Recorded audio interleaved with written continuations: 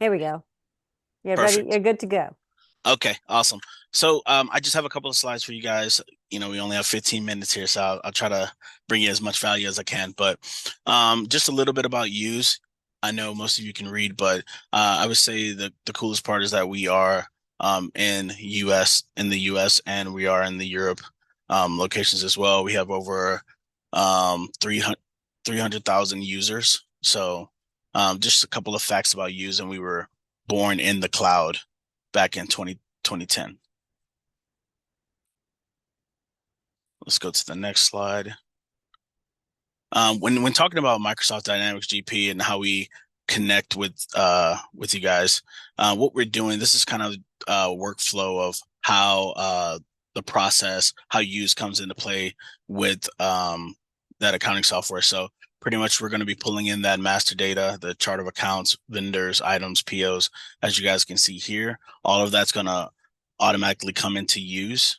It's going to be sitting inside of use, right? There's going to be a communication back and forth of updating in that. We're going to bring in your invoices or documents, but mostly invoices in through our smart data extraction, matching, and then we also have a GL memorization within that as well. Approval status, that's pretty much whatever you guys.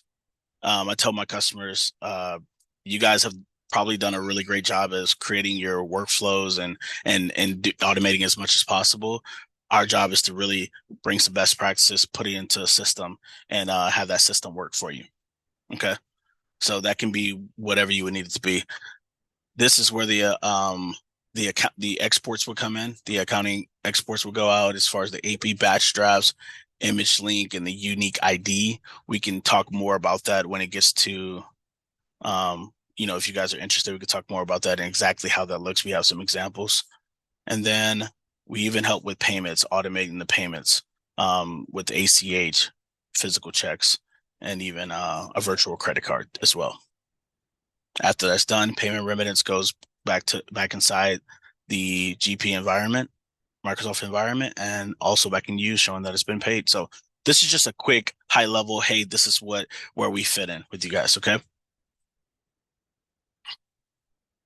And I like to show this just to kind of give some pinpoints of why people typically work with us. As you can see, avoid AP mistakes, eliminating manual task. Um,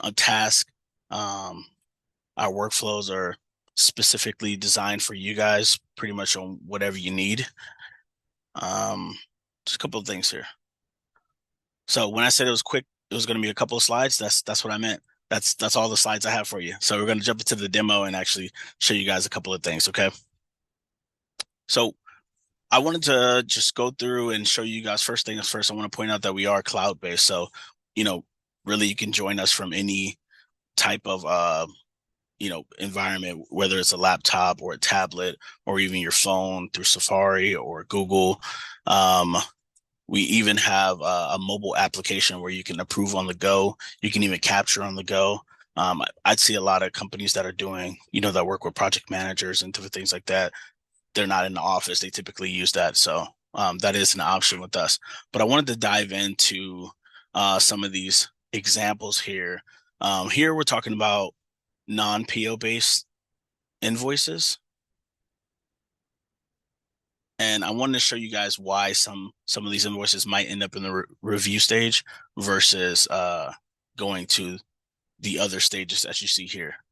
In this workspace here, this is where you know, most users will spend about 95% of their time. Why? They're going to come in and see that there's a to-do list and that there's a task. Okay. Say you have an AP clerk and maybe every single invoice does not land here anymore. They're not just a catch-all for every invoice because we have that automation involved and they skip this process, but you still want them to follow these invoices through the process. That AP clerk can still follow it through and see exactly who has the invoices in place and what their task is. So you can see Amelia has to approve, Paige has to approve the payment. You can see exactly where it is all the way through the process. The coolest thing about our users, we can take and give and allow them to see whatever you would want them to see. Now, diving into one of these invoices here, I want to show you guys a couple of things.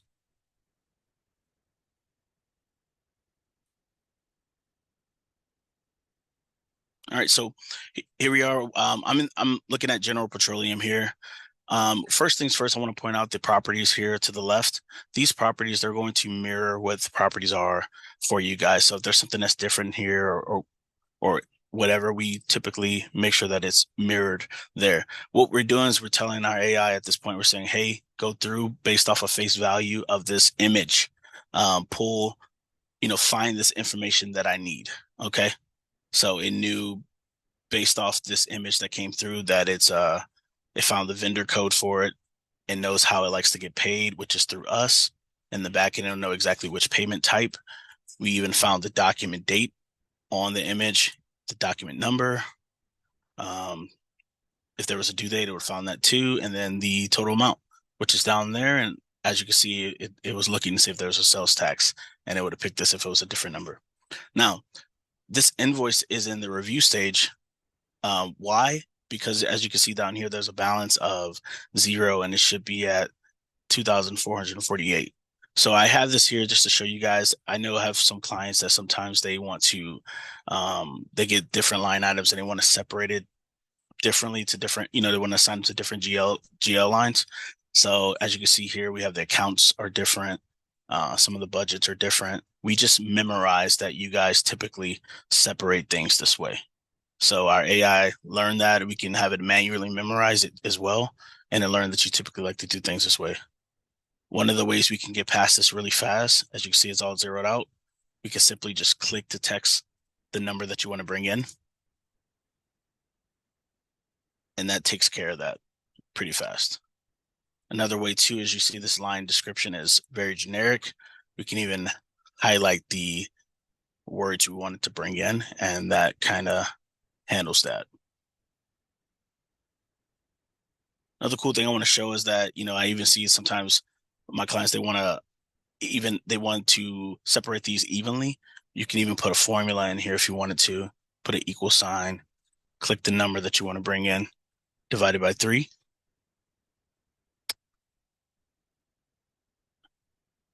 And now it's all been evenly done. Okay. So this one's done. This is just to show you how we're capturing. I do like to hover over these sometimes to show you that our system is not a template or anything like that. It's actually picking up every single word number that comes up on this. So when we're talking about workflows, when we're talking about just reporting, it can get pretty wild as what you guys want to customize it to be. You're like, hey, every invoice that comes through that has the word Apple on it, I want to find it. We can find it because we're capturing every single word that comes on here. So I wanted to state that to you guys. So I'm just going to submit this one.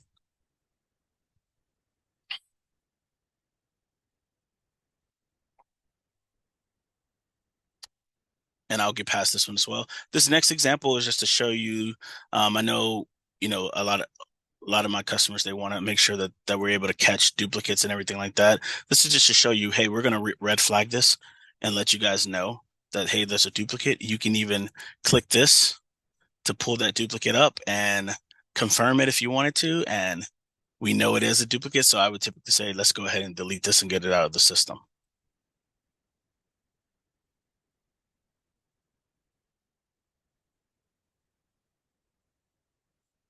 This next example is just to show you that we do read a lot of different currencies, multi-currency. So if there was ever any invoices that you guys get and you needed us to read it from a different currency, as you can see, there's a ton of different currencies we work with or understand, I would say.